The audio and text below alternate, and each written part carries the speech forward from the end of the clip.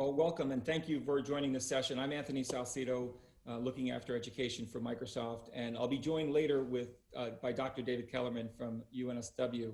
But I'm excited to share a little bit of our thoughts and reflection on the world we're living in now and sort of the impact it's had on education.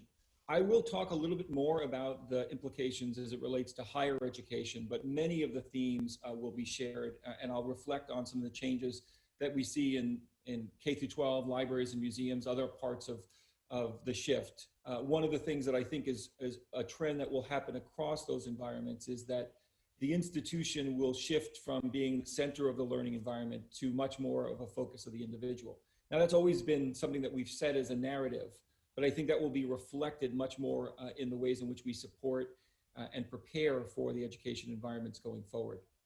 Now, 2020 has certainly been a year like no other as it relates to everything that's going on in the world, the tragedy of the pandemic, and certainly the changes that we've seen. In the beginning of the year, many started to talk about the next decade for transformation in education.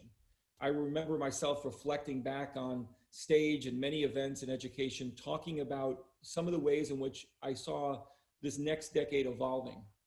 And one of the things as I've worked in this space for many, many decades is seeing the shift move from a balance of technology for the business of learning that was something of the past to really technology living in its own space and education optimizing for it versus the other way around, technology optimizing the education system that we've had.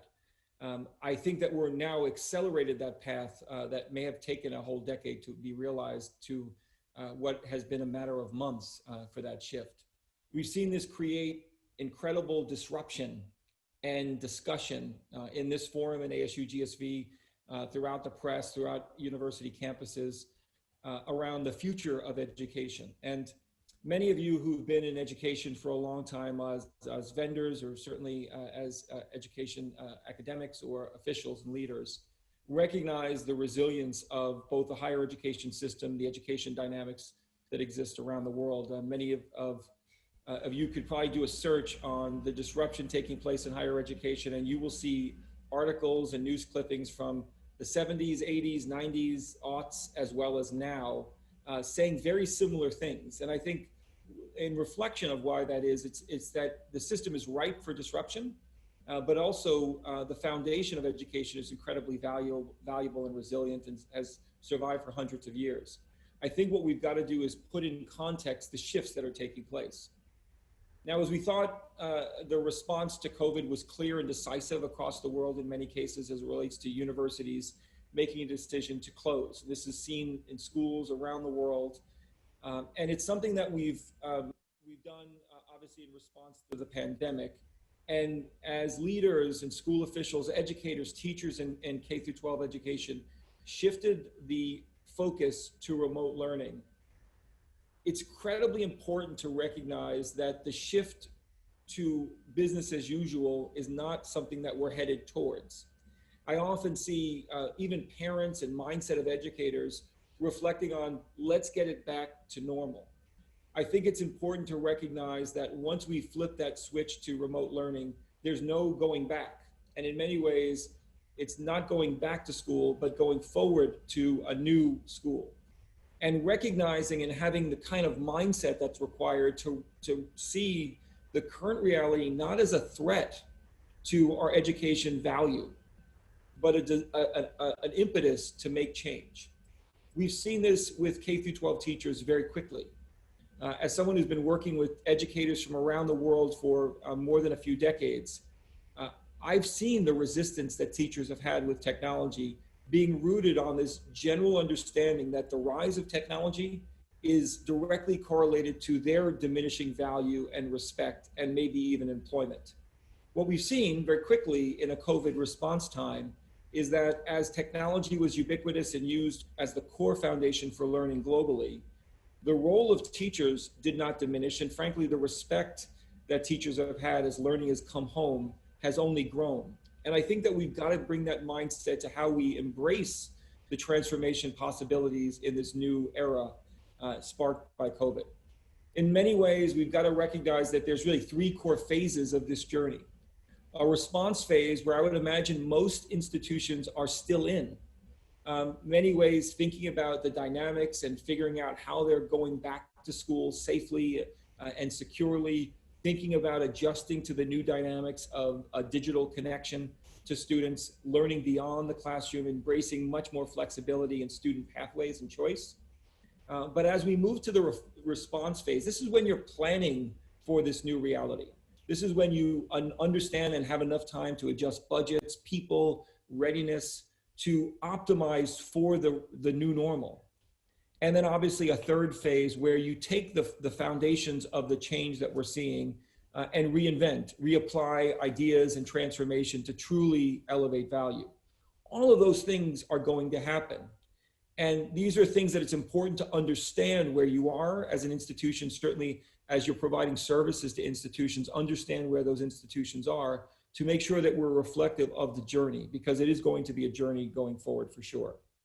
Now, we see a lot of current pressure, and this is across schools and certainly universities, of this balance between the remote learning world as an alternative to the importance and the value of campus experience, the need and desire students have to get on campus for socialization, to be with each other, to have an opportunity to connect with faculty. And in many ways, we often see these in odds, debating the reality of remote versus campus. And I think that what we've got to do and continue to do is recognize that while we definitely want to get back to campus experiences, it's going to be thinking about how we enable digital and remote experiences broadly while continuing the value and connection the campus has. It's a both as opposed to an either or. In many ways, this transition will certainly recognize that.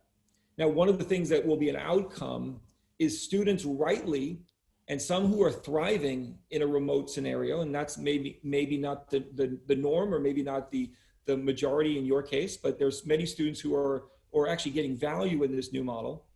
Those students will increasingly question why they're learning what they're learning in a physical classroom with students that could have been just done online. And it's going to require faculty and institutions and teachers to continually involve purposeful learning opportunities to make sure that the classroom time, the time that we are together, is more highly valued. And I know we're starting to see that as universities have opened the doors of the students appreciating the time and faculty members really restructuring the way in which they teach to embrace both the remote environments as well as the campus environment as we see. Now, we think about many of the trends that are taking place, and it's tremendous disruption and tremendous pressure. And doing this in a world where the uncertainties of the response to COVID still exist, where budget pressures are only growing as demand for value and the questioning of the value of a degree and the university tuition is all in the minds of students, parents, and the press. There's tremendous stress. And I have to say and pause to recognize and appreciate the heroic work that we've seen from school and university officials, teachers, and faculty members who have stepped up, dealt with change, and continue to do so in amazing ways. We know that these shifts, though, will continue. The need for secure learning platforms and the role of not only security as it relates to system identity, password security, and encryption, but the reality of data sovereignty and ownership of data and who has the keys to data so it can be effectively used but not insecurely shared. And then broadly, duty of care functionality to enable users to have the environment that they need in a safe way, especially for users who are more or less experienced on technology, certainly younger students, but all the way through the world of education with students who may not have the experience to make sure that they're managing their own security as effectively as needed. We know this shift needs to happen from hybrid to multimodal. And hybrid is certainly something that we're dealing with now in terms of online and offline, face-to-face, remote, but multimodal in terms of embracing a wide variety of modalities to embrace in our learning construct is certainly necessary. And certainly we know we've got to continue to use data in this time to drive our situation and insight much more broadly. Now, higher education post-pandemic is going to be grappling with a number of core things, and I think these themes are certainly globally relevant and true. The increasing need to shift students to adjust to and ready and really get empowered by the 21st century learning pressure. Certainly COVID has exacerbated a shift to digital and exposed some of the existing skills and employability gaps that we have around the world. Universities increasingly will need to embrace the opportunity to prepare students with the skills needed to thrive in this new world. Continue to balance between this notion of building value and purpose on the campus experiences face-to-face, addressing a problem that has existed in education for centuries, frankly, is access and equity. And certainly that's certainly something that we'll continue to need to work on. Fighting the battle of connectivity, access to device, access to a quality education across the system is certainly critical.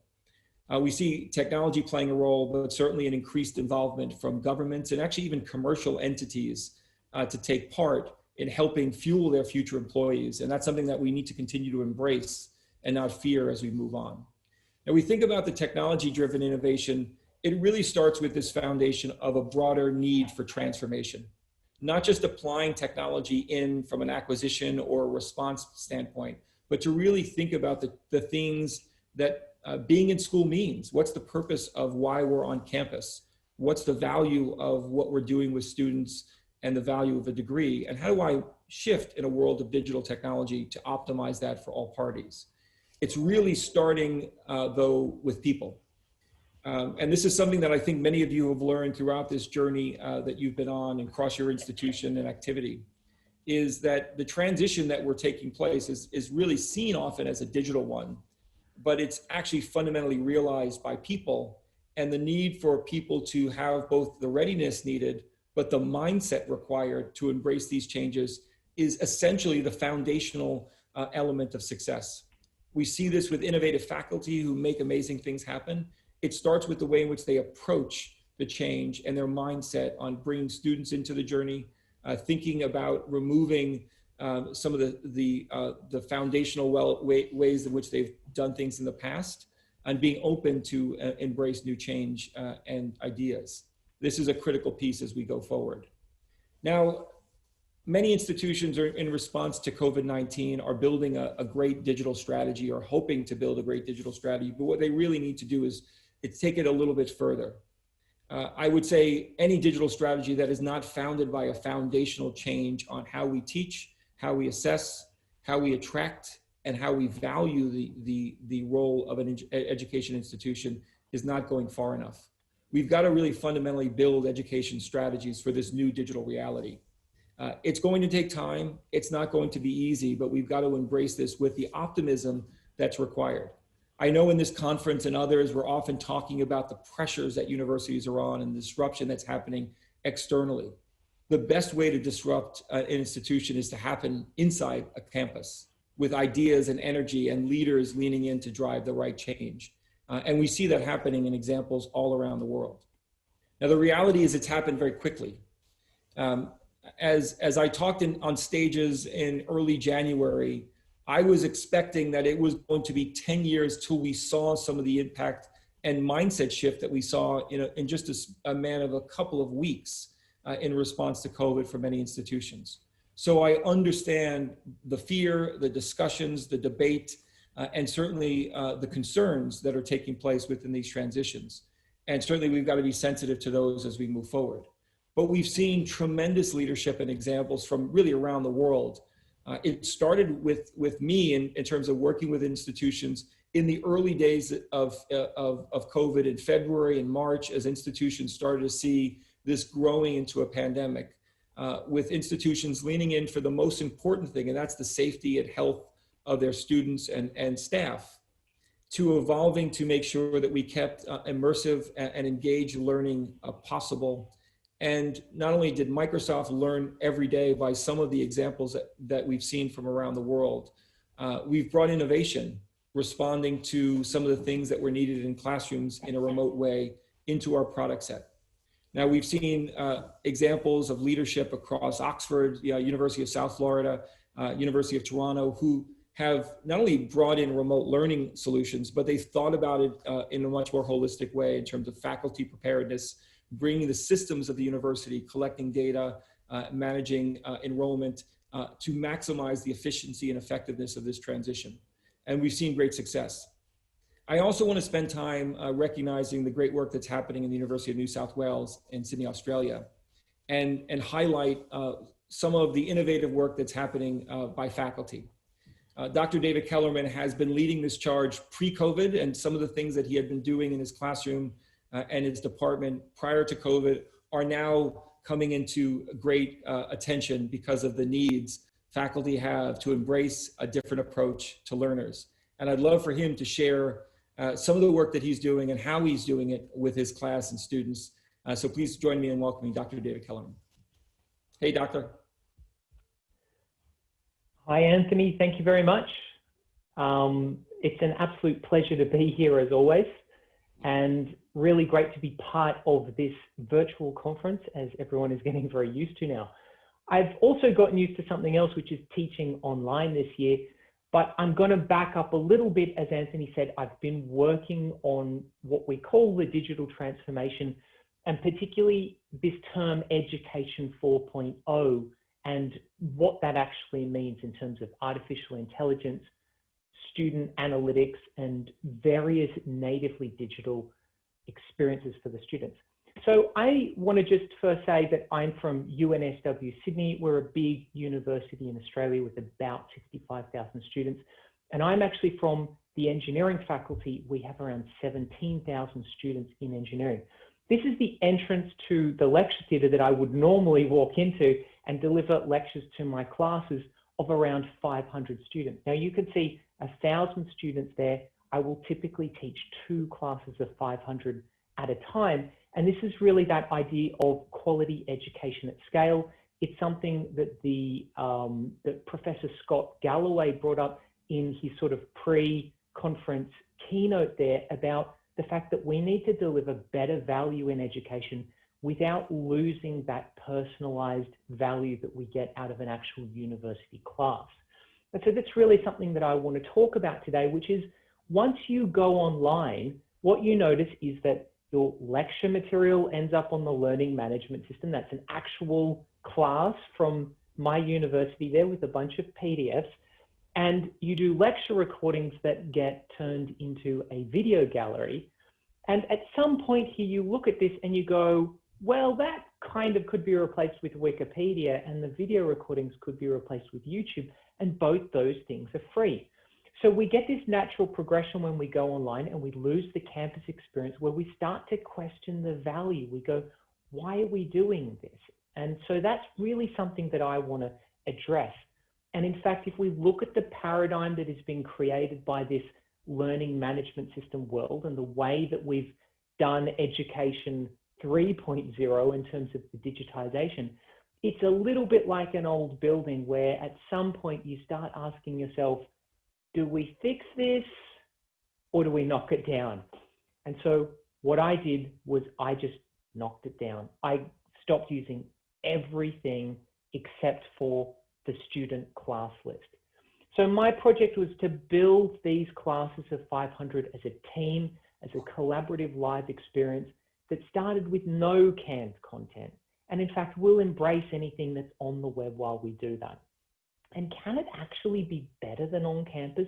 Rather than this narrative of emergency teaching or surviving COVID, can we use it as an opportunity to do something better than ever before?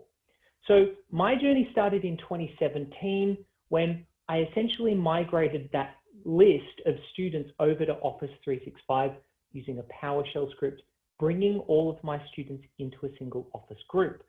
And when Teams came along, I was able to replace my student forum with a much more modern chat platform, you know, apps for mobile, and straight away our conversation turned into screen grabs, native digital ink, photographs from phone, code snippets, all this kind of really rich communication. And I eventually landed at a very nice way of organizing my classes, a channel for every week, any course content we had pinned along with those channels, along with all of those native digital experiences like lecture recordings or digital ink or digital meetings, no jumping between different apps and different services, everything completely integrated in that one platform. And so we also have digital ink, and this is a huge thing. I'm standing here in front of this beautiful screen right now, and I've got a pen, and I can ink over everything that we are doing today. And during classes, ink gives you this incredible power to create content in real time. We're adjusting and we're changing and we're responding those classes to the student conversation. And this is all stored inside the OneNote class notebook. It's pinned as a tab in Teams, and it's fully integrated into that experience. Lectures, I was live streaming on the Stream platform on Office 365, and you can see that that live stream would occur right here in the same environment. Sharepoint pages laid out all of the material natively in something that is familiar to those kind of layouts that you get on a learning management system.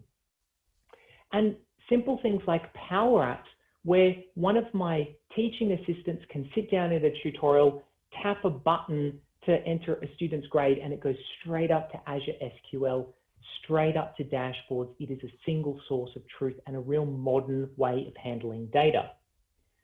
And so when we get through all of this, I use Insights, which is a native student analytics platform, one-click deployment, free on Teams. And I've got this exquisite information about the engagement of my classes. And what it really told me is that I have 10 times the engagement that I used to have with my learning management system. That's the same students, a different platform. And that realistically means an increase of, say, 500 posts becoming 5,000 posts. And so we look at that and you go, well, how on earth do you deal with 5,000 posts? And in fact, I built a bot called QuestionBot, native on Teams bot framework, which actually fields those questions, directs them to the right TA. But it also creates these question and answer pairs so that if a similar question is asked later, it can train its own artificial intelligence, answer the question on our behalf, and then direct the student back to a previous conversation so that it connects the second student asking the question with the first student and sort of groups these like-minded individuals. This is where AI can actually help us actually connect students together and build learning communities.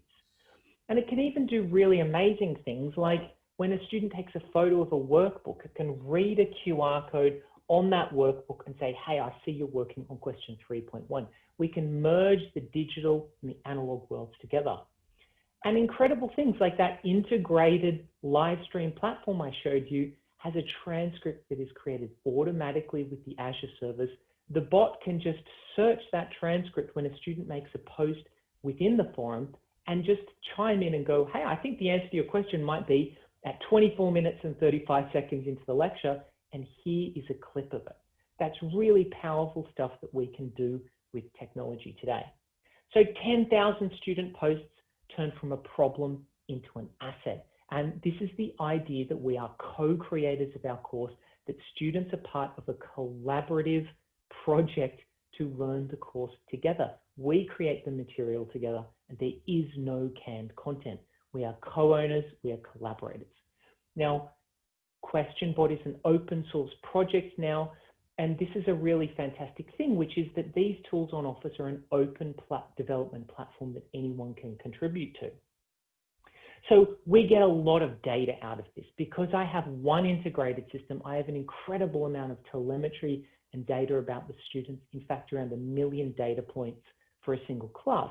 And it can take all of this information. I can provide rich dashboards. Again, you can see one click here for a Power BI dashboard in Teams.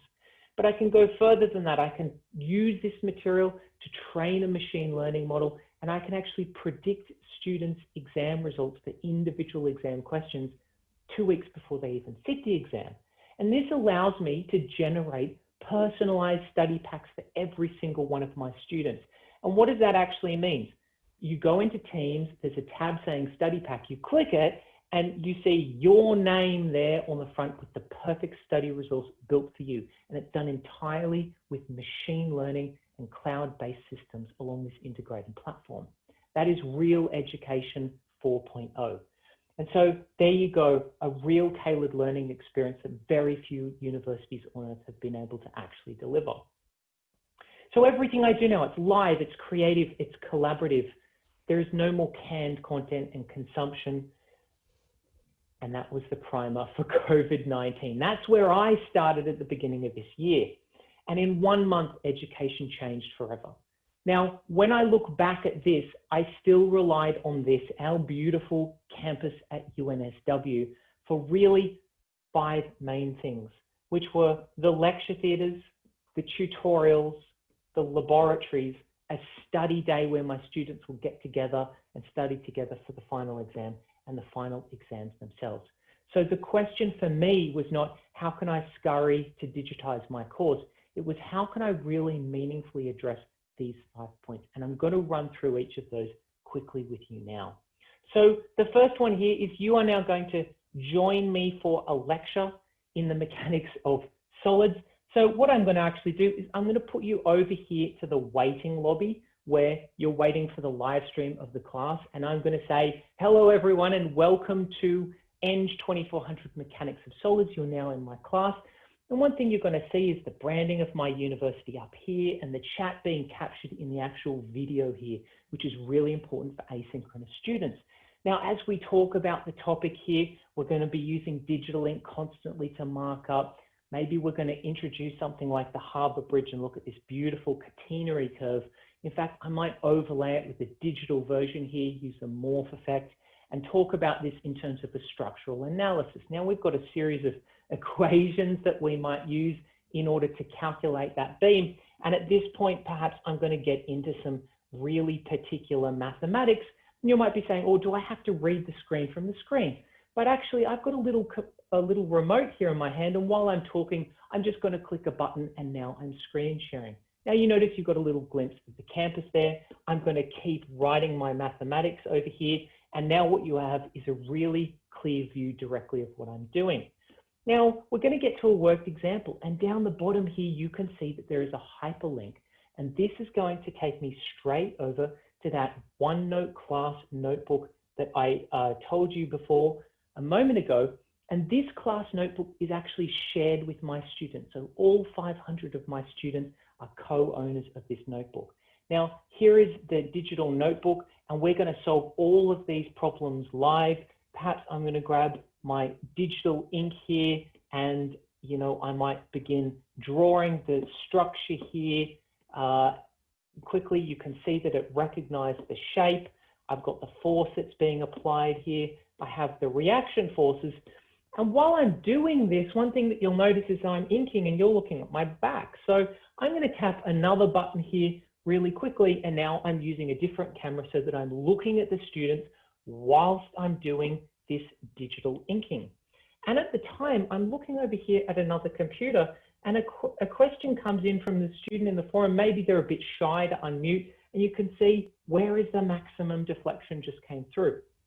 And I might say to the students, well, what a fantastic question that is. And this is where we can really use this ink experience and contextualize it, where you might see that the load is being applied here, but in fact, the maximum deflection is going to occur further over here in the beam, and I've got a digital ruler, and it's this point where the gradient is 0. But we can actually visualize that with a real beam in front and look at this idea that as I press the load here, the deflection is occurring over here. So you can see that combining these physical and digital worlds is so much more engaging. And at the same time, this is not a lesson on rails. We are creating the material together, and I'm adapting to what the students are asking and talking about. Now, this is great, but this deflection rig actually exists in our laboratory. And our laboratory is one of the things that we lost, and this is now being completely digitized into this 3D environment. Now, this is Sharepoint Spaces. It's a tab within Teams, and I can go in here. I can actually manipulate this environment. I can read the actual Sharepoint documents. And over here, you'll see in the background that right here is the deflection rig in the lab. The students can click on this. They can dive in, and I've digitized this rig using Azure Connect. This is a really deeply interactive experience. It's not just watching a video of the experiment being done, it's being in that digital environment and doing it.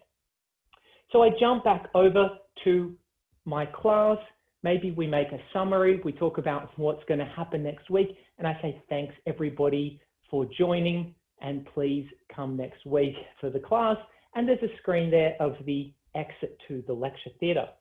So you can see here that with experiences like this, we can make such a better connection. We can bring every single student back to the front of the room. Now, my second point here was about tutorials. Now, we are running our tutorials in a hybrid mode where there's an actual Teams meeting occurring in the room. Half the students are at home, half the students are socially distanced in the lecture theatre. One of the TAs is supporting students online. You can see my tutor Lucy here is supporting the students online, and the other one is in the room. The questions from online are going out in the PA system in the room.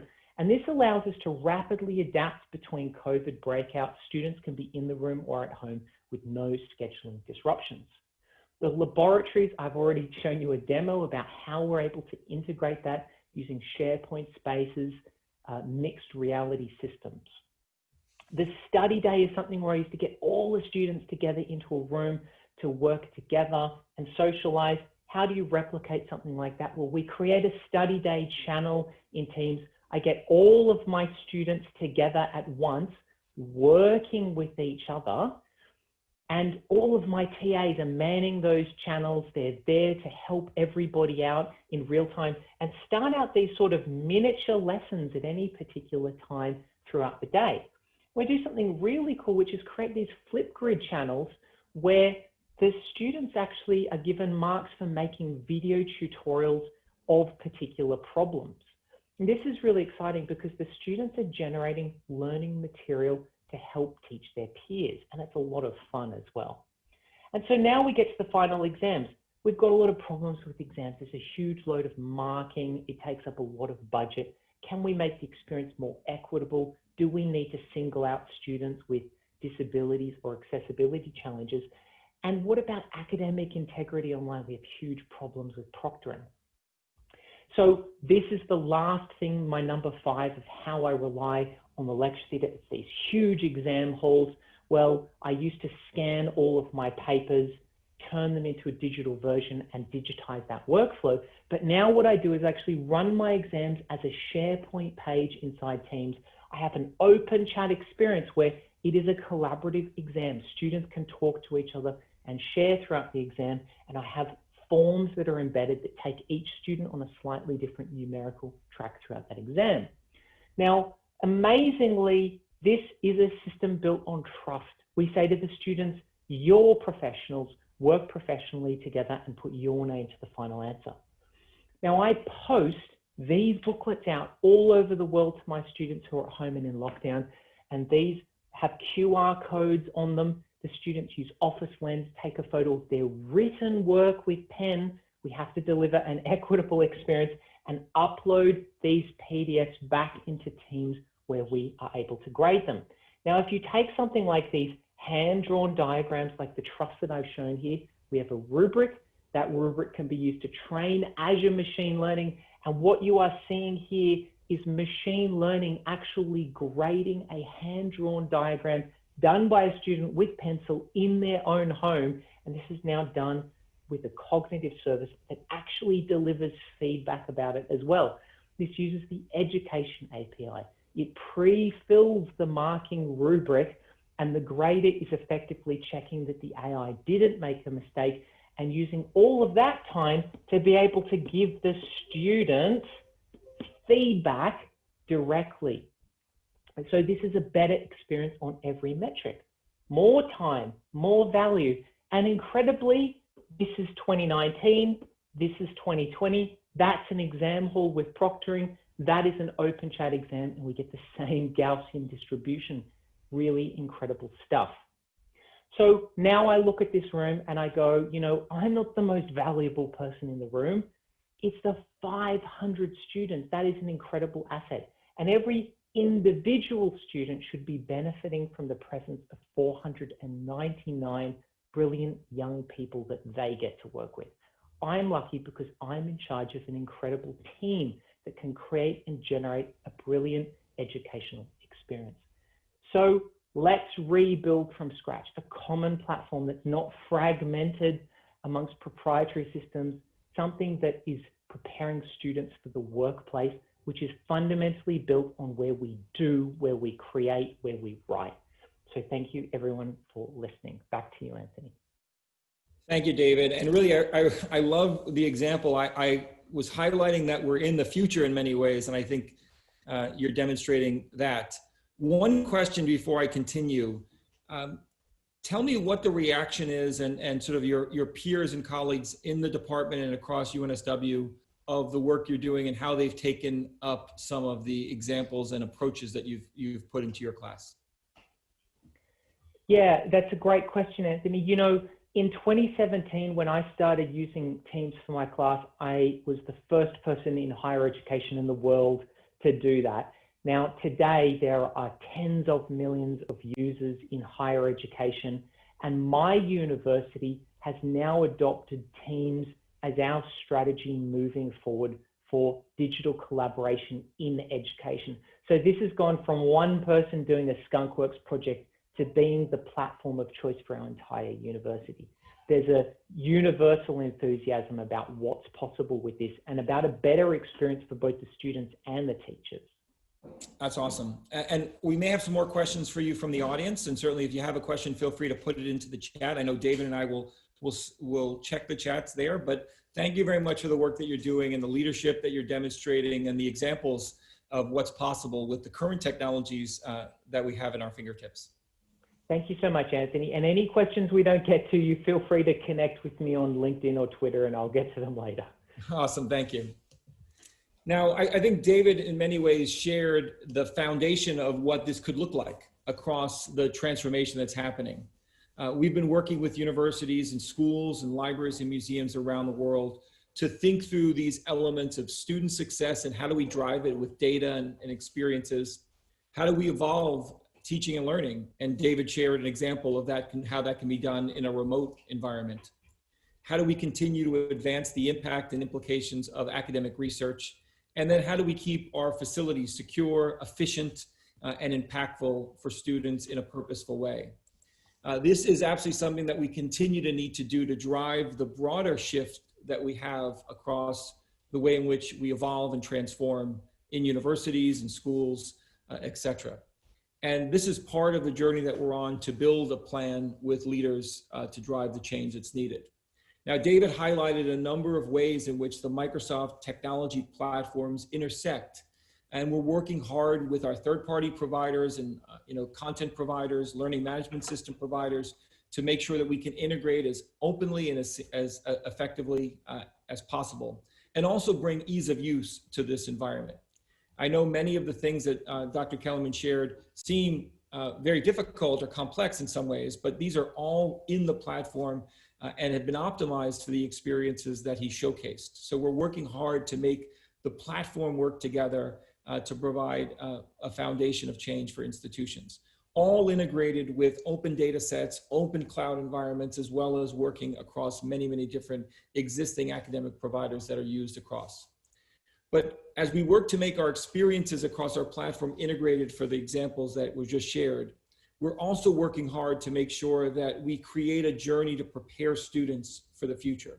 Starting off in Minecraft Education Edition for very young students and all the way through university to a series of platforms like Visual Studio Code, supporting resources for student training with Microsoft Learn, connections to jobs and employability with LinkedIn, and then an open community to share innovations and technology on GitHub.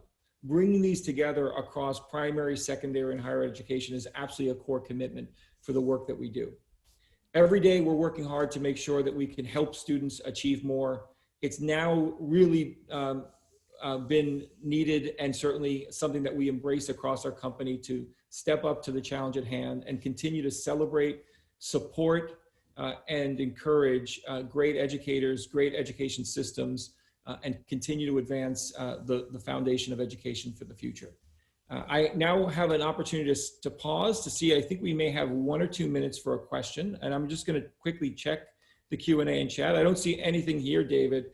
So let me ask you, what has been the reaction from your students who were working with you in this format? Because I know many of the things that you shared, you had in place. You were using OneNote class notebook. You were using the bot framework before COVID. Now that you've shifted into remote learning, I'm curious, what has your reaction to your students been when they're now not as back to campus in the lecture hall as much? So I have run one full semester so far during COVID, and over 2017 through 2019, the student experience climbed from about 74% to 99%. Now in 2020 during COVID, which should have been the hardest, the worst, for the first time ever, I got 100.0% satisfaction from the students. They loved the experience. I had so many personal messages from students saying, "You made university fun again." I had one quote from a student that said, "If every class was run like this, university would be a dream." And it's opened up. The reason we can now finally get to 100.0% is because this digital environment where I can have closed captions, immersive reader, total accessibility friendly experiences, that is what really truly enables us to get that final 1% of people. The student that has a sensory processing challenge, the person who has poor eyesight or hearing impairment. This is the incredible thing, that digital lets us bring every student to the front of the room, and it lets us deliver an equitable, accessible experience to everyone. I also just noticed, by the way, in the chat, there was a question saying that there are trainings available to make these interactive lectures available. This is something that I just built myself on my own, and it's a prototype system. What I'm trying to do here is demonstrate what's possible in terms of the digital experience. Can we do better than the big moon face Zoom call PowerPoint karaoke? Yes, we can do better, and this is my vision of what that looks like. I think this is something that universities would create lecture studios for, that would be booked out, that lecturers would just have to walk in and have a short amount of training of like which button to click and how to do it.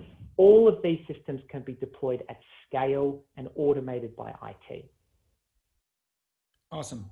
And I think there's another question with regards to the bot and how long it took to train. So the bot took 0 minutes to train because it is a self-training bot. And in fact, Question Bot is quite well known as being one of the first bots out there that doesn't require any a priori training set.